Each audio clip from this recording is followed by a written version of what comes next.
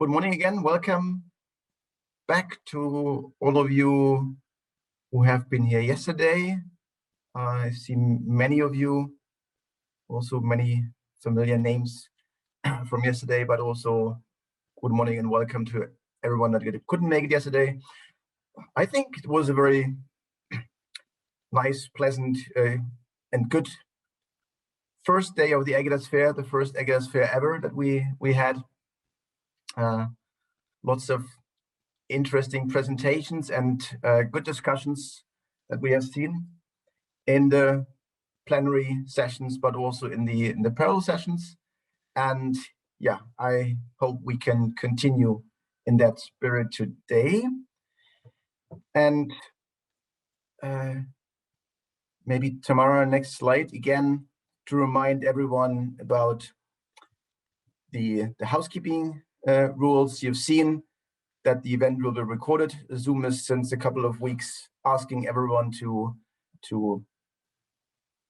agree to that and press the button to stay in the meeting while it's recorded. I see already many of you use your first and last name in Zoom. That's good. If you haven't changed it yet, that would be helpful. So in case you speak up during a discussion or in the chat, we know who's talking. In case for all of you not presenting, please mute your microphone. And if you want to share your thoughts or have a question for any of the speaker, you can ask them all the time during the sessions, also in the chat. And there will also be dedicated slots where you can open your microphone and then engage with the speakers to discuss. And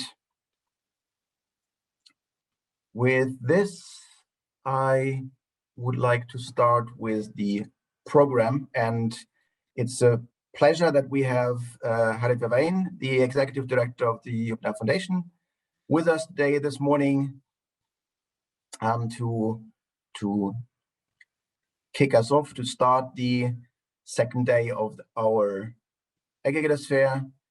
And yeah, Harry, please, the floor is yours. Thank you, Henning, and hi, everyone. Yeah, that's better. No slides, just gallery view. I can see your faces. Hey, everyone. In my room, hot as hell, The Hague, and I'm really pleased to be here. And it's great to see that we continue to do new things. This new fair, I think, is fantastic. It's really a nice informal way to keep on informing and feeding each other with the new stuff that's going on. So yeah, what should we be excited about at the moment was the thing that bubbled up when I prepared for this little welcome slot I have. I think we all realize that we're at a pretty special point in time at the moment, where the pandemic is wearing off, at least in good parts of Europe. We're starting to prepare again for, rebuilding, rethinking, putting our energy back into rebuilding a digital space that really works for us.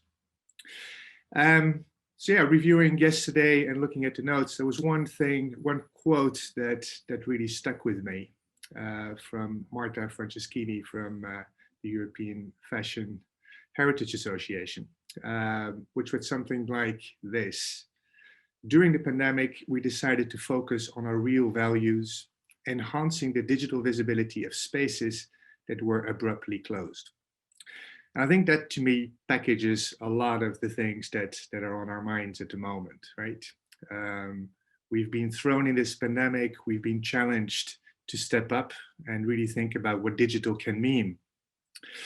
And in that context, I'd like to make you aware of a few things that are happening at the moment that I think are relevant in the European context. And I think the most relevant at the moment for me is the new European Bauhaus initiative. Now, I'm sure that some of you have heard about it and perhaps are even engaged one way or another, but I think that is really a very interesting piece of conversation that this networking community absolutely needs to take part in. So what is it? New European Bauhaus is a major European initiative bridging technology and culture. It seeks new approaches to environmental challenges we face, and it aims to create, and here I quote again, sustainable, inclusive, accessible, and affordable services, products, and spaces in our communities that shape how we live and work together. Now that's a pretty cool challenge for us as Europeans. And what I find remarkable is also the language that is being used, which is very atypical, I would say, for European lingo. It talks about the importance of beauty. It talks about creativity. It believes in interdisciplinary approaches as a key to sparking new ways of thinking and innovation. Now, that's the type of language that I think in our network we're used to, and that really feels very natural to us. So what could that mean to us? Is a question we should ask ourselves. Now, the original Bauhaus, if you want, movement started a century ago, 1919 to be precise, as an attempt to address that time's big socioeconomic topics. One of them was, how do we unify principles of mass production with individual artistic vision? How do we combine aesthetics with everyday function? And maybe simply put, how do we create better living spaces using available technology? I think you'll recognize a lot of those elements. We are about culture and technology. And a century later, fast forwarding to now, the demands on our living spaces have changed, and increasingly, of course, has a strong digital component that we're interested in. We work here, we congregate here, we play here. This is really where we need to make our mark. So it's important that we have a vision about how Europe's future spaces are conceived, developed, used, recognized, and includes a digital and cultural dimension. Now, so that's one part. That's the new European Bauhaus. I think it converges with another big topic that in our network we're starting to play and wrestle with. There's a growing and converging movement of people, organization, and policymakers who are interested in the idea of democratic values underpinning an inclusive European digital space or sphere. That's the thing that we're still debating. And I think the new European Bauhaus is a high-profile EU initiative where we can fold in our thoughts on what this digital sphere could be in the context of a new Europe. So, to conclude, that means that we as a community have an important role to play. We're being invited into this conversation. Europeana as an initiative will become the core of what is called a new data space for cultural heritage under the Digital Europe program, the new funding instrument where Europeana initiative will be funded. And that means that your work as aggregators, as cultural institutions, will take center stage in one of the key aspects of the digital strategy for Europe. So we'll continue to define our positions in the coming months as a network. We're taking this with the Foundation, the Network Association, and the Aggregators Forum. And I think this is a very important thing that we need to develop our positions in. So that's really what I wanted to share with you as an entry point in what will undoubtedly be, again, a very interesting day. And Henning, I'm handing back over to you. Thank you.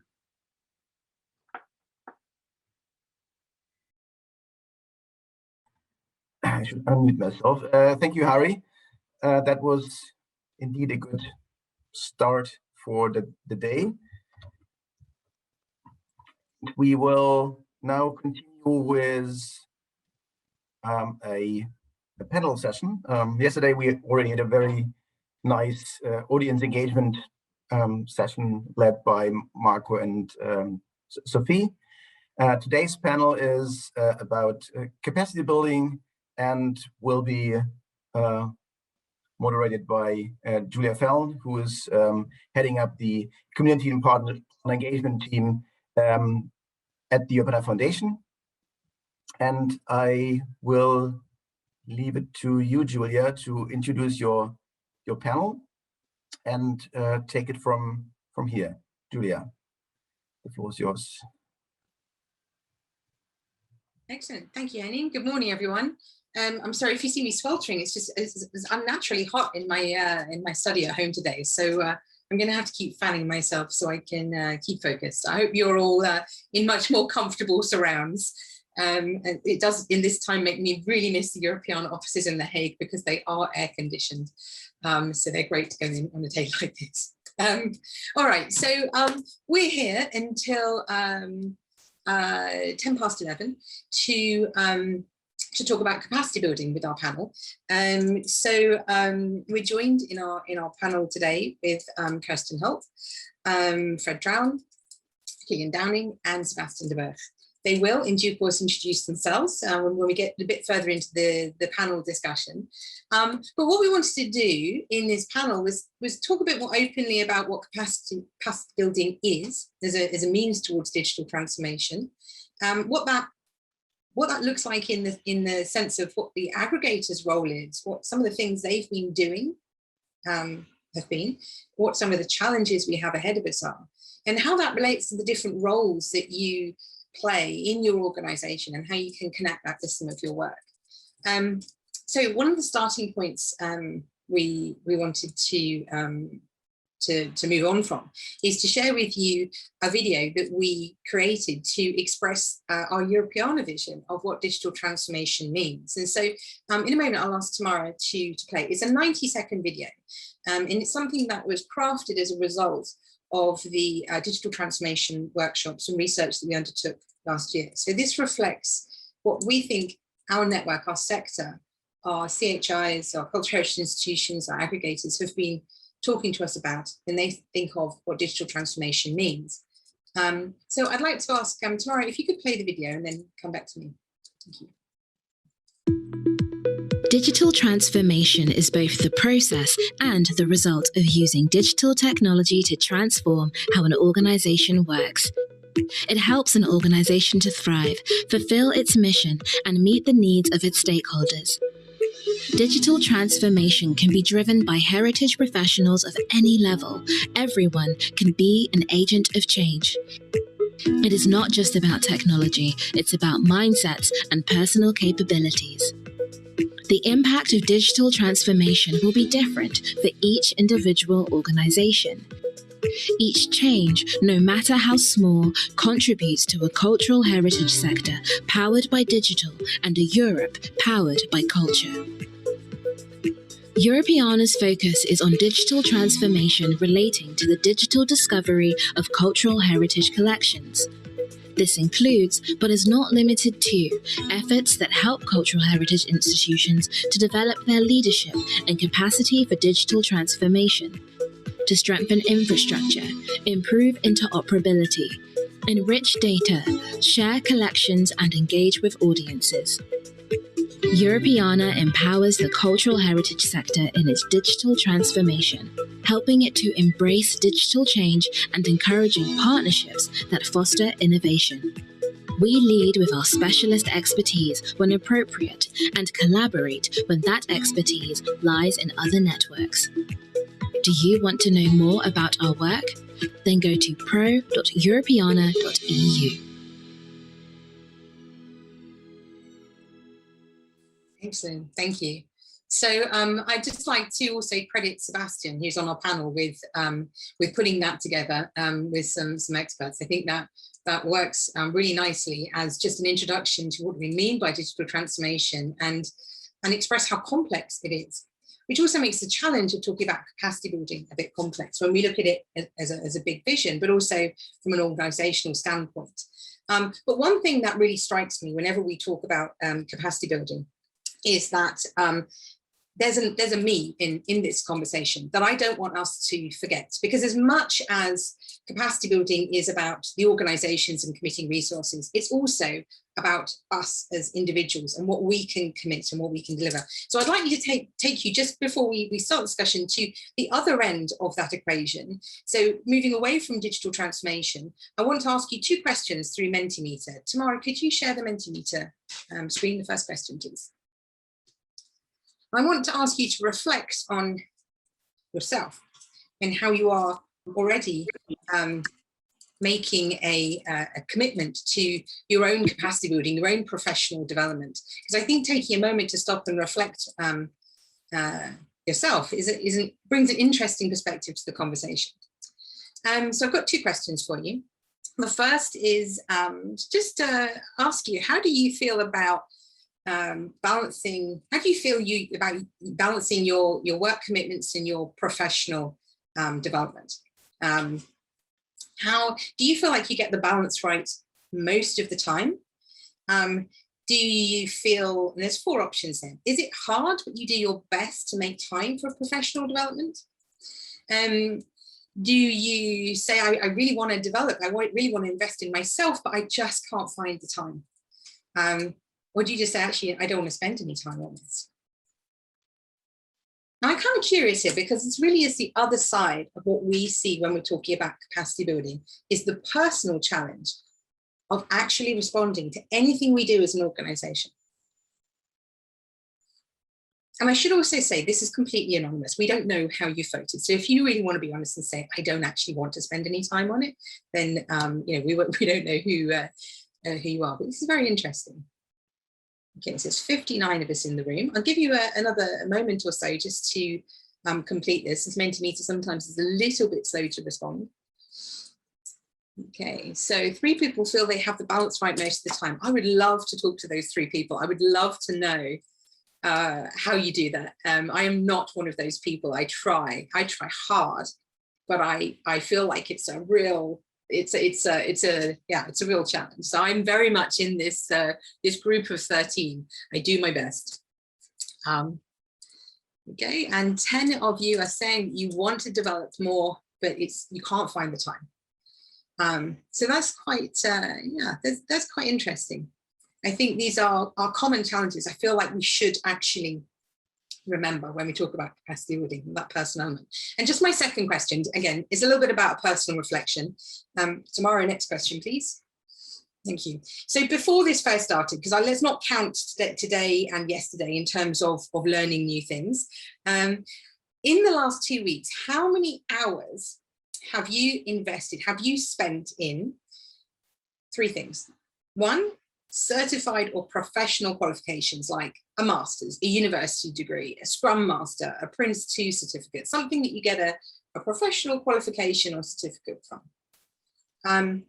On the left-hand side is 0 hours. On the right-hand side, it's 10 hours. So you can go up in 1 hour increments. So just think, the last 2 weeks, how much time have you spent on that? Secondly, how much time have you spent on informal professional development? For all those people who say, I try hard and I do something, how much time have you spent here? And then how much time have you spent on your health and well-being? I personally believe that this is a really important part of balance in your life and in being part of being a good colleague and a good employee. And I think it's part of development as people as well.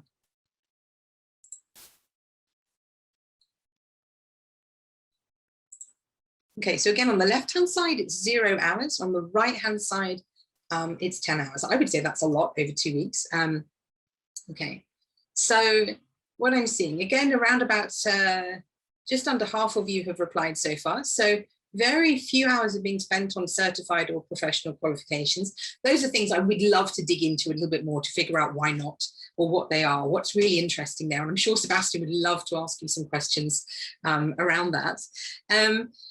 An average of 3.2 hours, 3 hours on informal professional development. So and again, we'd love to know more about what that looks like. That's not for now, that'll be for another day. And 4.7 hours on health and well-being. Well, that's really good to see. I think that's really nice to see that you can recognize the hours that you actually commit to that. Excellent. Okay, I'm going to move on. I wanted just you to stop and think about yourself and your own journey here whilst you listen to this panel discussion, because as I said, there's always a me on the other side of whatever we talk about organizationally. And I think that we have to connect. We have to remember that there's a connection between the two. Is we can put all of our efforts into capacity building, but we really have to remember that there's people on the other side who struggle hard to make the time, will have the organizational culture to really commit to developing, and that's part of the challenge. So Tamara, if you could close that screen now, and I'd like to move back to focus on asking the panel a few questions. Just before I ask my first question, I'd just like to remind you that if you have a question for the panelists, you can ask them in the chat. One of my colleagues at Europeana will be flagging questions to me. So if there are questions that are raised that we don't get to, we'll find another way to answer them in the post-event follow-up or in the breaks or what have you. So I'd like to invite my fellow panelists, Sebastian, Fred, Gillian and Kirsten. My colleague Tamara is making magic happen on my screen, where you're all sitting alongside me digitally, and Fred, you're definitely looking much cooler. All right. So my first question is actually to Fred. And perhaps, Fred, you could also just take a moment just to introduce yourself briefly to the audience. My first question is to you: what do we mean by capacity building for digital transformation? What does it mean to you? How do you make that connection? So, hello, Julia, and attendance. I'm Fred Truijen from Photo Consortium and KU Leuven. I work a lot on ICT for the GLAM sector. And just completed a study for the Flemish government together with IDEA Consult on digital transformation plans. Normally, we make a distinction between capacity and capability. Capability are indeed the individual skills that staff have to do the work. So their capability to perform. While capacity is at the level of the organization, it's really how you can scale up these actions, how you can make them reproducible so that you can deliver your mission and that you can attain your mission. That is what is normally understood in capacity building, is making sure that your organization can do it. And this solves a little bit the problem that you just highlighted with your Mentimeter, Julia, because we are all in need of extra training, but do not find the time for it.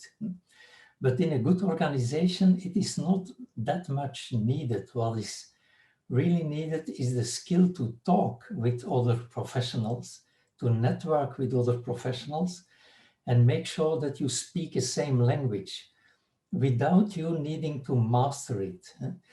Everyone today is interested in what AI can bring in automation in libraries, archives, museums, but we do not need to become deep learning engineers. We need to talk the talk, but we do not need to walk the walk. We will walk the walk together. And that's what Harris and Collins call interactional expertise. That's the professional capability to engage with other professionals. And I think as a network, we should focus on that. So the institutions should focus really on making sure that their organization becomes performant. But as a network, we should focus in making sure that we speak these common languages that professionals find one another. Sebastian, I see you nodding. Yeah, I think Fred raises good points. It's peeling an onion, building capacity for digital transformation. The first layer we peeled off, and that's the video that you just saw on digital transformation. And capacity building is bigger than a capability building. It's creating that environment, and that might require organizational development, institutional changes, but also the partnerships that you need to build or the communities that you want to engage in. So right now, I'm also looking into getting to a definition like that for capacity building that we can agree on later on. So we have a shared understanding of what we mean with capacity building. But I think Fred already covered most of it. Fred, perhaps for those, Sebastian, perhaps for those in the audience who don't know you, you could just explain your role in Europeana Foundation. I'm hired as a knowledge development expert, and one of my tasks is to build a framework for capacity building for digital transformation. And as I said, that's peeling an onion. first we had to agree on what digital transformation is. Now I'm working hard on capacity building. We recently had a presidency event, the Portuguese presidency event, where we also tested definitions of capacity building with the same words that I just used. And I'm trying to lay out this program for the next couple of years on how we, as Europeana, as communities, networks, aggregators, can work together on raising the capacity. And also, one thing that needs to be mentioned already is it's going to be different for anyone. A small change for one can be a big change for another person or institution. Yeah, thank you, Sebastian. Yeah, I totally agree. Actually, just thinking about those challenges. I mean, you talk in the future, but there's been a lot of development across the aggregator forum throughout the aggregators that this work builds on. And I wonder if I can introduce Kirsten and Killian into the conversation. You maybe talk from your perspectives on some of the. I'm interested to hear more about some of the challenges that the aggregators worked on together or are working on, and also where you see some of these sort of hot topics that we need to focus on. Maybe they're existing ones that we've been working on for years, or there's new things on the horizon. Kirsten, can I start with you? Yes. Hello, thank you, Julia, for inviting me to this panel. I'm sorry that I'm maybe a bit overrepresented here in this Aggregators Fair, but I am vice chair of the Aggregators Forum, and I'm a project coordinator at the European Phone Gateway. And I think, yes, I will talk about from the perspective of the aggregators here. So it was interesting that Fred said that there's a difference between capacity and capability, but I would tackle capacity as a kind of umbrella term that also includes some sort of practical capability or practical issues. As for the aggregators, capacity building from a practical point of view is not something new, and I don't know whether it's hot or so, but it's something that we do when we work with our cultural heritage institutions, when we do training sessions on different areas like data consolidation or data enrichment, or if we try to explain why it's important to put the correct right statements on a record. So it's very practical on the one hand, what we would also include in capacity building. But what is very important, and I think it's more important nowadays than ever, that before we make these training offers to our cultural heritage institutions, we should really ask them what they need. So take a step back and go back to them and ask them what they really need in terms of capacity building. Because I think in these times, there's a lot of pressure on the cultural heritage institutions during the COVID pandemic. And so I think they should have also a break and the possibility to say, yeah, that's really what we need. And it's not you to tell us what we need. And on another level, I have the pleasure and the privilege as a member of the Aggregators Forum and of the steering committee to take part in these, let's say, more management training programs, which is organized by the by the Netherlands Digital Heritage Network about digital innovation. And I think here this is, we are really profiting, I'm really profiting from this perspective, because this allows us to really enlarge the horizon, to take a step aside and to think not only in your daily routines, but a bit further. And also here, the collaboration among all these participants involved is key. I think we all benefit from this experience to share ideas and learn from the expertise from the other aggregators and partners involved there. So this is the more theoretical approach to capacity building. And the third one, if you allow it, maybe it's a bit too long, it's about talking about resources. So in terms of staff and money. So if you want to build capacity, you need to invest in that. And a really great opportunity, and I think all the aggregators, both national domain and thematic, agree, is the generic services where we really collaborate, where we have the possibility and the money to develop new services, implement them. And here again, it's the collaboration among the different aggregators, which is really helpful. And this is also capacity building at its best, I would say. Yeah, these are the three important, the 3 points I would like to mention here. Thank you. Yeah, I think it's really interesting as we exploring what capacity building means, to use our previous experiences working in and around things like the generic services projects, but as well as some of the projects we're involved in. I know Fred involved in weaving indices, which also look at how to address capacity building as part of that we've been doing this for a long time, I think is the point. We've been working across the sector in lots of different areas. And I think that there are opportunities ahead of us to really make this a bit more structured so that we can focus more investment in resources as well. And I hope that's something that we'll be getting to. But I like your point about user research. I think we all agree on that. Killian, can I ask you the same question?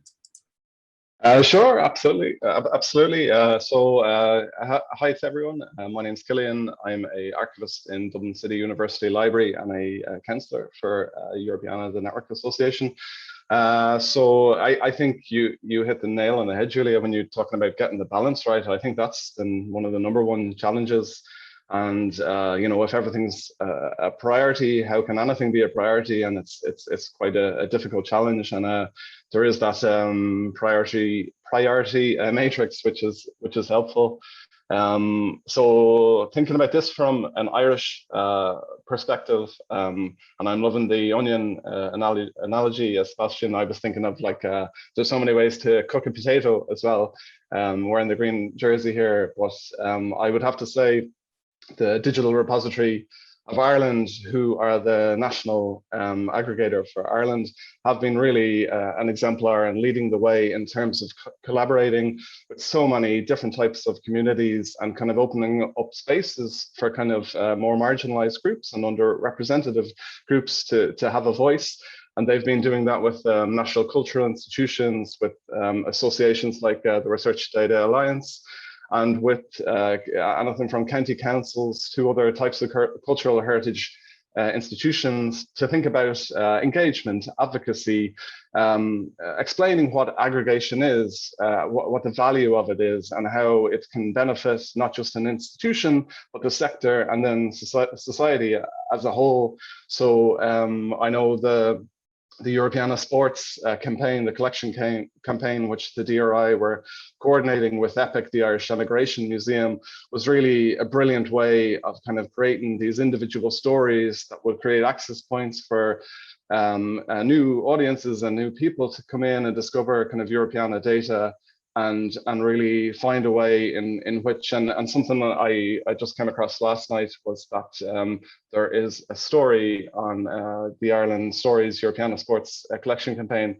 about Rachel Blackmore, who's the internationally famous Irish jockey now, and she contributed a story about her pony called Bubbles during the course of the collection campaign, and another institution has since kind of connected with me to ask can they contribute some stories about the experiences of young female jockeys, especially in a kind of a sport dominated by male jockeys, and it is quite gendered. So that's fantastic to see, like a leading sports person inspiring a kind of a younger generation to actually get involved and to share their experience and insight, and recognizing it's as important and valuable as anyone else's.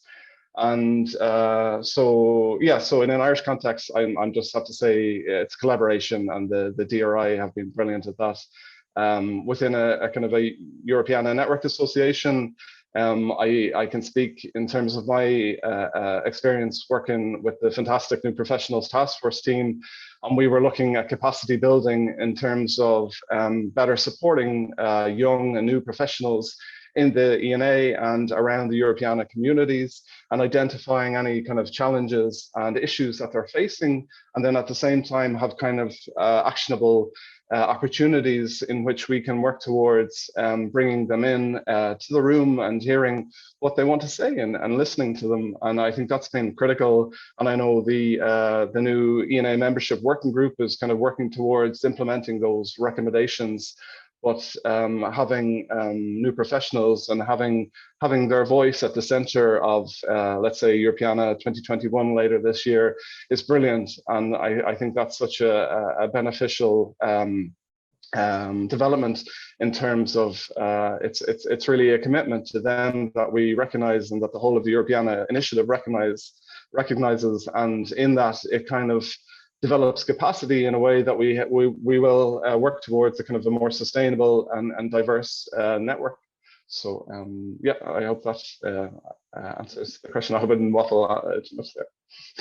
Well, I mean, these are interesting questions to ponder, and I'm afraid we don't have too much more time to continue the conversation. But I think work like it's very interesting within the initiative to see how work in one area also ripples over into kind of other areas. The professionals who are part of the Network Association are working in the institutions who are working with the aggregators, and the work is that there's a sort of ripple effect that happens, and so that work encouraging new professionals and development will benefit, I think, the work of the whole initiative.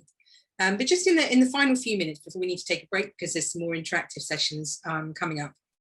One of the questions that Sebastian had in the preparation for this panel was about how do we create an actionable mindset? How do we, and it sort of links a little bit to that first question I asked, how do we make that change from, oh, this is really hard, there's all these short-term priorities. Mark, here in the chat, you're saying about how do we, it's about the organizational culture when people are saying we need short-term results. So if I could just ask all the panelists to just leave a sort of a final remark, what would be the tip and the advice you would give to the people here in this session, the 65 of us here, about how to sort of take action, how to create that kind of actionable mindset to develop your cultural capacity or capability? What would you like them to take away from this session? Sebastian. Well, just like digital transformation, capacity building is not a goal in itself. It's a means. And one of the first things that institutions or professionals could do is go back to the why. And we already have an awesome tool for that, the Impact Playbook, where the Impact Playbook really invites you to think about what's the impact that we want to have as an institution, as a person maybe even, and that gives you like the long-term vision where you want to go to. And that, well, it takes time to dig through it, but once you've gone through it, it will definitely come up with the arguments to convince your management that you should be spending time on your professional education or other things to create that environment that you can learn more. Thank you. Just again, mindful of time because there's a 5-minute break now between the next session. Fred, what would be your brief advice? Oh, very short. I would focus on the audience and start thinking from that. Even when you are an aggregator or an institution, take the hat on of the possible audiences, because it's there that radical changes have taken place. And it's that we should take on board for our mission development. And so that's what I would say. Thank you, Kirsten. I think that resonates with what you're saying. Would you have a final remark?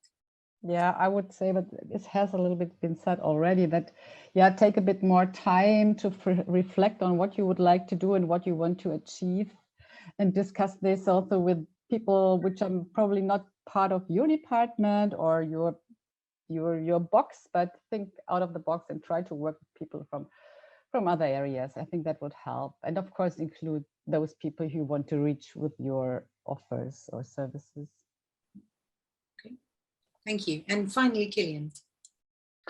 Absolutely, I couldn't agree more. And I think collaboration is key, and it's so obvious, and we talk about it so much, but it really is so important in a kind of a spectrum of ways in terms of your own institution, and understanding the people that you're working with, and all the existing tools and resources, as Sebastian said, the impact playbook. And I know with the new professionals task force, we used the change pathway, and that was brilliant. And thanks to Nicole McNeely, we were able to look at the change we wanted to make, and look how that would benefit the Europeana Network Association, look how it could benefit the sector and then society. And you can work in both ways, and you can start with the society or you can start with the network association, but it really makes you think. And that's kind of one of the most important things that certainly in let's say even working in archives, you might think that something is a given, and sometimes it's not, and sometimes it's so important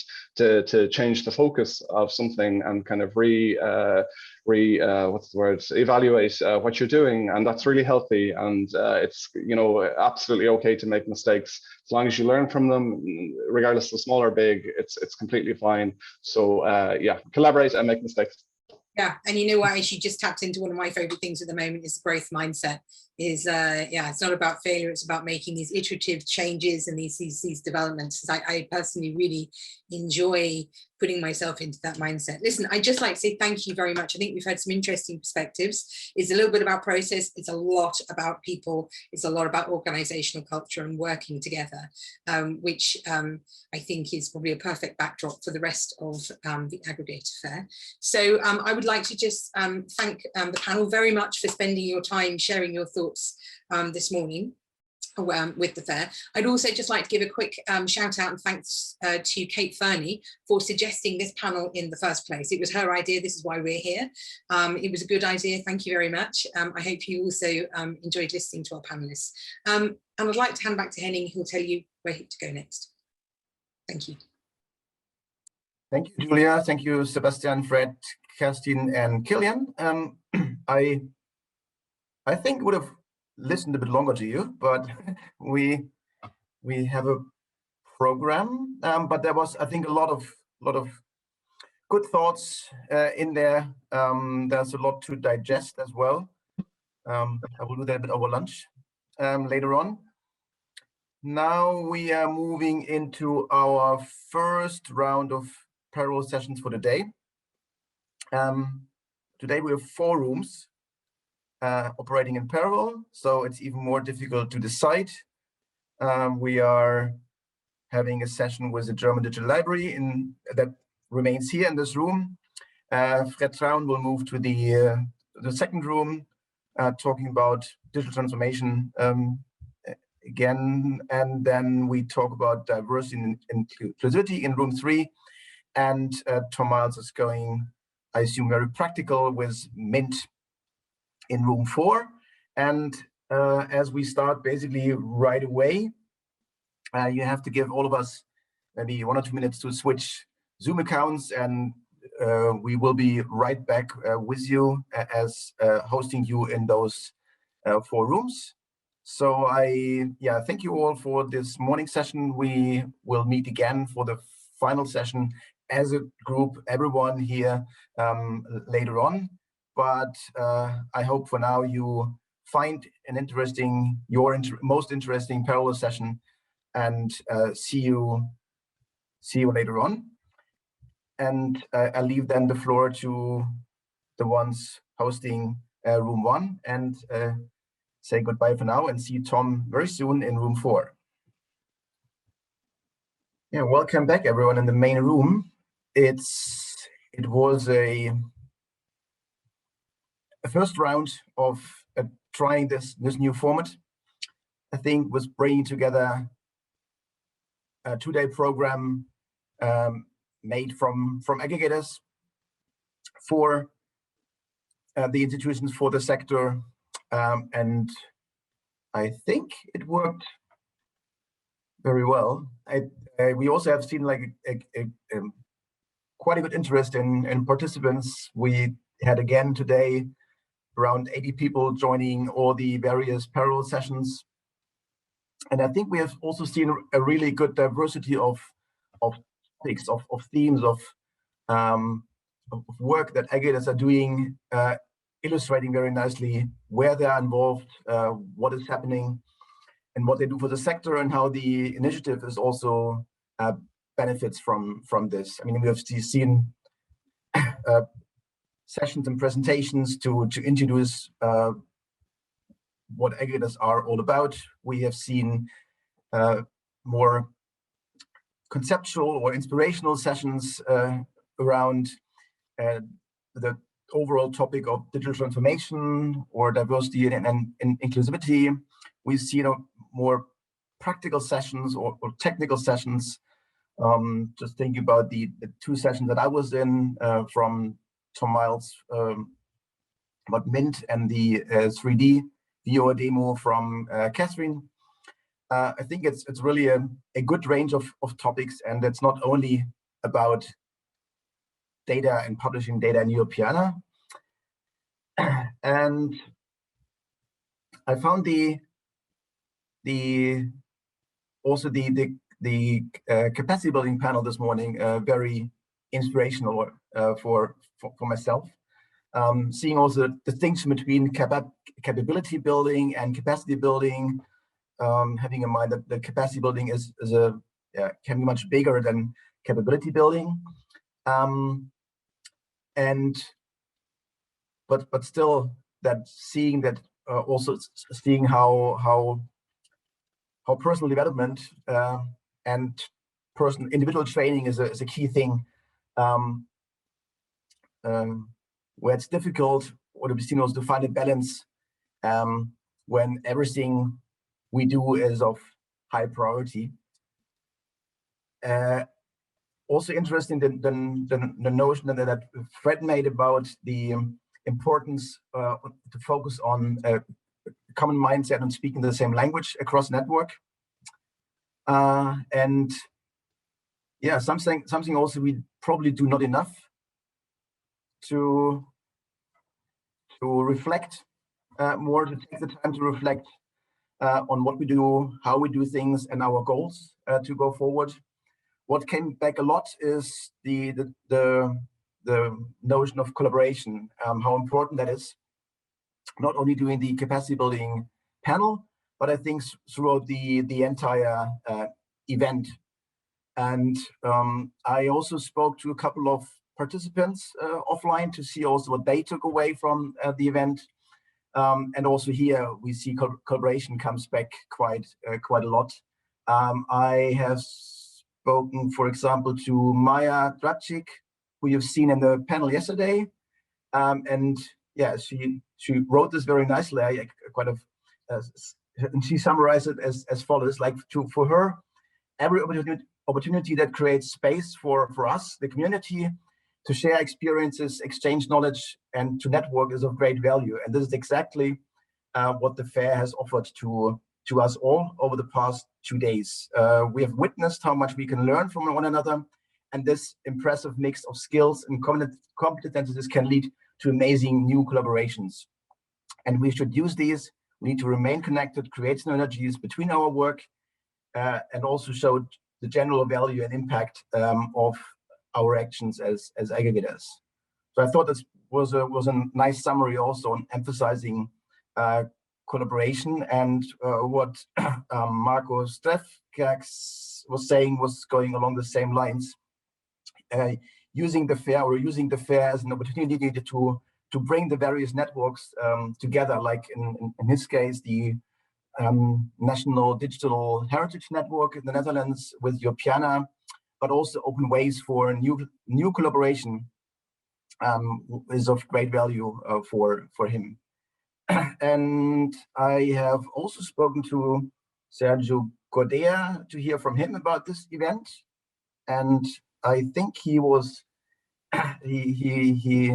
is happy to step on the virtual stage to basically share his own view and summarize from his perspective what this event was for him. So Sergio, I see you opened your microphone already. What's your take-home message you take away from this 2-day event? Hello, everybody. I'm happy that I was able to attend this event. I was not able to attend as many sessions as I would like to, but still there were very interesting talks, and I attend this event mainly because we at IAIT are coordinating the Enrich Europeana Plus project. And therefore we have a couple of interests. First is related to the dissemination activities and the impact of our work. I saw the strategy of Europeana with regard to the disseminations, the creating collections and blog posts.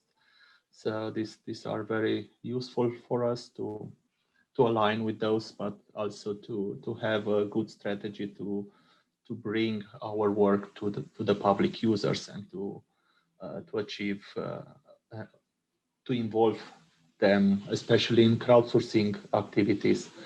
On the other side, we are also technical partners, and I'm very interested in the work which is related to the semantic enrichment of the metadata. And I was happy to see work that is done by the other partners. For example, I was able to attend a session on Carrare.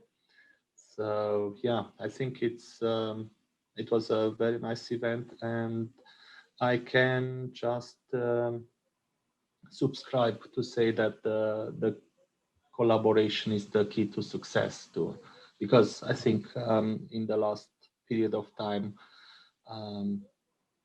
the impact of our work, measuring the impact, reaching out to the public users is one of the main concerns, and we can do this only by working together.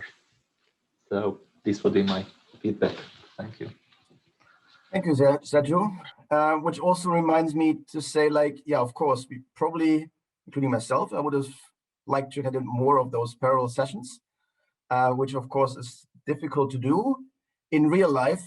But fortunately, in the digital world, we have recorded, I think, most of what happened, and we will edit those videos and will also share it with you wherever possible, and then you can have another look at the sessions you attended, or also see what happened in the other rooms that you could not go directly.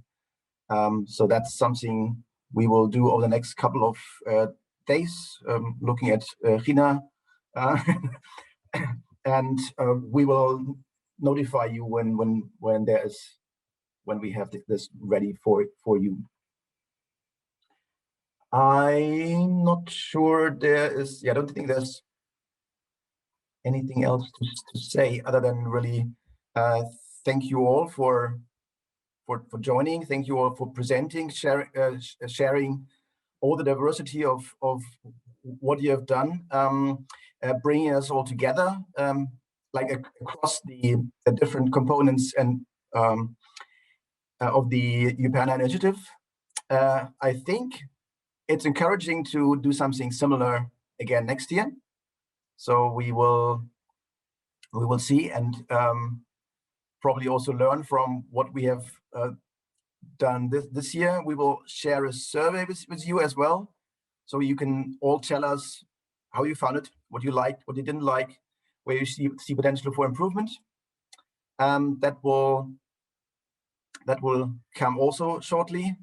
And for those of you who still want to have a chat now, continue to collaborate directly right away. There's another link to WonderMe in the program, so you can join us in WonderMe. Thanks, Tamara, putting it also in the chat.